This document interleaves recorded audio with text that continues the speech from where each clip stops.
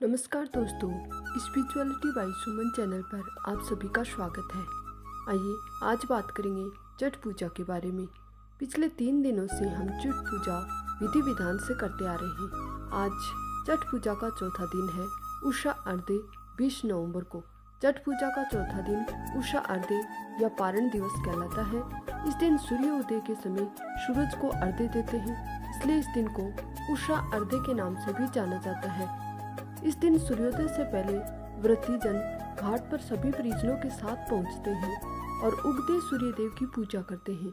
महिलाएं सुबह नदी या तालाब के पानी में उतरकर भगवान सूर्य को अर्घ देती हैं।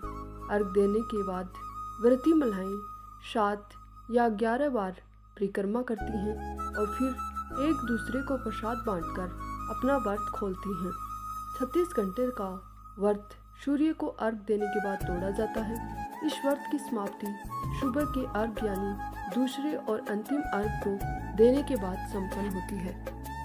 छठ पूजा का ये त्यौहार सूर्य देव को समर्पित एक प्रसिद्ध त्यौहार है जो साल में 2 बार आता है, चैत और कार्तिक महीने में। ये त्यौहार 4 दिन तक चलता है। चौथा दिन उषा अर्घ्य का होता है, जिसे व्रती उगते हुए सूर्य को अर्घ देते हैं और फिर व्रत का पारण करते हैं। इस वर्ष 20 नवंबर 2023 को उषा अर्घ्य और पारण किया जाएगा।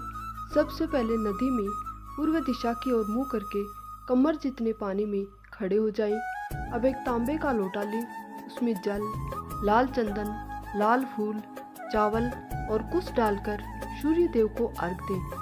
अर्घ देते समय लोटे से गिर रही जल की धारा को देखें और सूर्य देव से अपनी मनोकामना कहें। अर्घ देने के बाद परिक्रमा करें, फिर सूर्य देव को झुककर प्रणाम करें और उनका आशीर्वाद लें। इसके बाद नदी में मौजूद सभी लोगों को प्रसाद वितरण करें। बचे हुए प्रसाद को घर लेकर आ जाएं। घर में कच्चे दूध का शरबत पीकर और प्रसाद खाकर व्रत का पारण करें। कुछ लोग घाट पर ही प्रसाद खाकर व्रत का पारण कर लेते हैं और घर पहुंचकर नमक युक्त भोजन करते हैं। छठ पूजा में कोसी भरने के भी कुछ विशेष नियम और विधियां हैं, जिसे काफ़ी सावधानी से करना होता है। कोसी भरने के लिए सबसे पहले पूजा करते समय मिट्टी के हाथी को सिंदूर लगाया जाता है। फिर कलश में मौसमी फल और ठेकुआ, अदरक, सूथनी सहित सभी सामग्री रखी जाती है। कोसी पर दिया जलाया जाता है। उसके बाद कोसी के चारों ओर अर्घ्य की सामग्री से भरी सूप, डगरा, डलिया, मिट्टी के ढक्कन में तांबे के पात्र को रखकर दिया जलाते हैं। इस दौरान धूप डालकर हवन करते हैं और छठी मैया की पूजा करते हैं। यही प्रक्रिया अगली सुबह नदी घाट पर भी दोहराई जाती है। इस दौरान महिलाएं गीत गाकर मन्नत पूरी होने की कामना और इसके लिए छठी मैया का आभार भी व्यक्त करती हैं। आइए अब सुनते हैं छठ माता की कहानी। बहुत समय पहले की बात है। एक परिवार में माँ, बेटा, उसकी बहू रहती थी। बूढ़ी माँ छठ माता की परम भक्त थी और वह हर साल छठ माता का व्रत करती थी। परंतु वह बहू नए विचारों वाली थी। वो पूजा पाठ में विश्वास नहीं करती थी। एक बार जब बूढ़ी अम्मा छठ माता की पूजा की तैयारी कर रही थी तो बूढ़ी अम्मा का बेटा आम की लकड़ी तोड़कर ला रहा था। पूजन की सामग्री भी बाजार से खरीद कर ला रहा था। तभी बुढ़िया माँ की बहू बूढ़ी अम्मा पर हंस रही थी और कहने लगी कि अम्मा, दुनिया कहाँ से कहाँ पहुँच गई है। लोग आसमान को छू रहे हैं और आज भी आप इतनी अंधविश्वासी हो। पढ़ी लिखी बहू की बातों का बूढ़ी माता पर कोई प्रभाव नहीं पड़ा। बूढ़ी अम्मा तो अपने ही धुन में मस्त थी। जब अम्मा पूजा करने को तैयार हुई, परंतु बहू ने कहा कि माई, ये सब बेकार है। इस उम्र में 3 दिन भूखी रहोगी तो बीमार पड़ जाओगी और अपनी सेहत को भी बिगाड़ लोगी। भूख प्यास से न जाने क्यों लोग खुद को सताते हैं। नई बहू की ये बातें सुनकर उसके भोलेपन पर बुढ़िया माँ मुस्कुराने लगी और कहा, अरे बहू, शादी के बाद मेरे संतान नहीं हो रही थी। तब मैंने यही व्रत को किया था। तब छठ मैया ने मेरी पुकार सुन ली। बहू, ये तेरा पति भी छठ मैया का ही प्रसाद है। यह अंधविश्वास नहीं है बहू, माता का कण कण में निवास है। मेरी बात को मानो और तुम भी मेरे साथ छठ मैया के व्रत को कर लो तो छठ मैया तेरी गोद भर देगी। मगर ये नए युग की सोच वाली बहू किसी को कहाँ सुनने वाली थी। वो मुंह टेढ़ा कर सासू माँ से बोली, मुझको कौन सा दुख है और मैं इस पूजा पाठ को नहीं करने वाली। सुंदर पति मिला है, जीवन में सब सुख मिला है, आलीशान घर है, दिन रात मस्त रहती हूँ। पूरे गांव में मुझ जैसा धनवान कौन है। क्रम प्रधान है सासू माँ, क्रम प्रधान है इस दुनिया में। बाकी सब बेकार की बातें हैं। सासू माँ के लाख समझाने पर भी बहू पर कोई असर नहीं हुआ। वह नास्तिक थी, बार बार जट माता की बुराई किए जा रही थी। तब उसका पति वहाँ आया और उसने भी उसको समझाने की कोशिश की। उसने कहा कि देखो, देवी देवताओं के आगे अहंकार करना ठीक बात नहीं है। तुम भी व्रत और पूजा करने में माता का सहयोग करो। लेकिन वह तो अपने पति की बात मानने को भी तैयार नहीं थी। सीधे सीधे बोल दी कि मुझे नहीं पड़ना इस अंधविश्वास के चक्कर में। पति भी थक गया उसे समझाते समझाते और बोला, ठीक है, तुम्हें जो करना है वही करो। मैं तो चट माता का घाट सजाने जा रहा हूँ, जिससे मेरी माँ चट मैया के श्री चरणों में अपने सर को झुका सके। बेटा हाथ में कुंडल लेकर घाट पर चला जाता है। चट माता की पूजा के लिए सुंदर घाट को बनाने में जुट जाता है। अपनी माँ की पूजा की तैयारी में माँ की मदद करता है।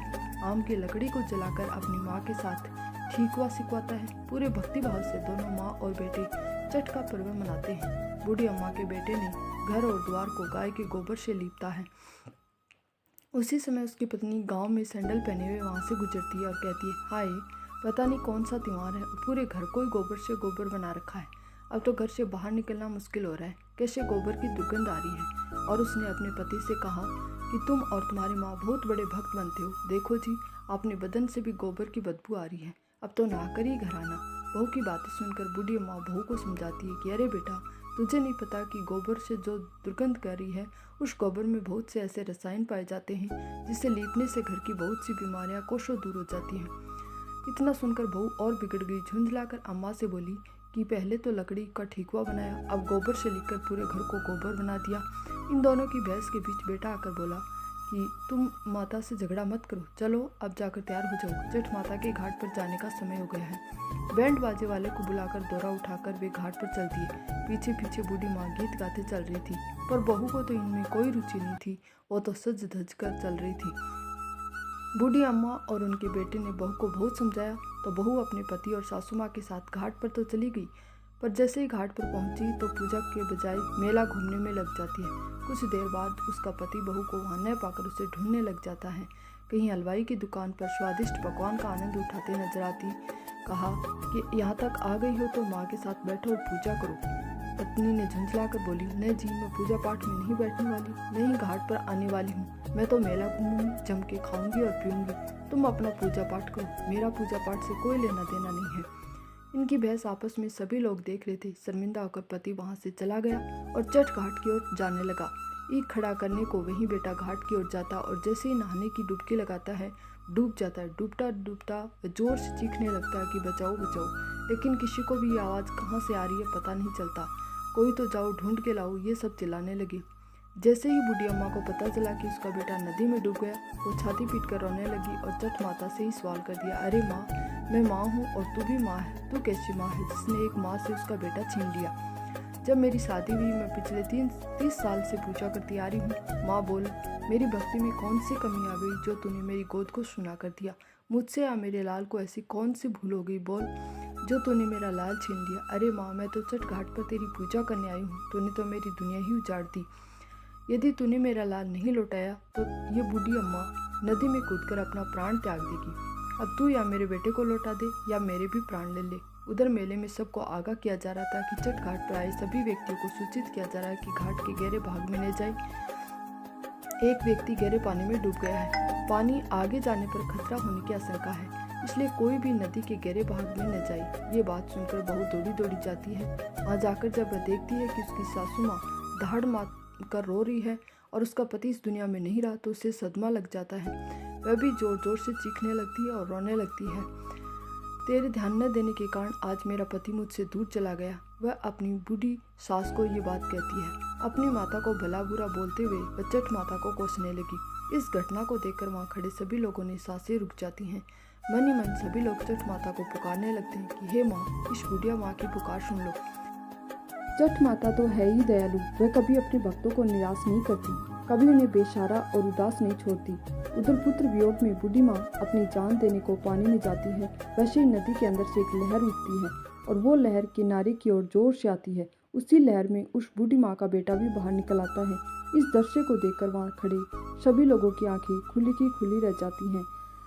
सबकी आंखों में खुशी के आंसू आ जाते हैं। बाद में बूढ़ी माँ खुशी से जोर जोर से रोती है और बहू भी खुशी के आंसू के रोक नहीं पाती है। ये इशारा दर से चल रहा था तो बादलों की बिजली कड़कने की आवाज़ आती है।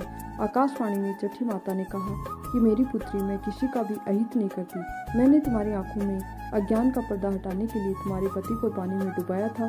पुत्री, मैं सदैव अपने भक्तों की रक्षा करती हूँ। इतना कहकर छठ माता अंतर्ध्यान हो गई और वहाँ खड़े सभी भक्तों ने छठ माता के नाम के जयकारा लगाया। सास, बहू और बेटे ने खुशी खुशी सब ने मिलकर छठ माता की पूजा की। हे छठ मैया, जैसा वरदान उनको दिया वैसा सभी को देना। धन्यवाद।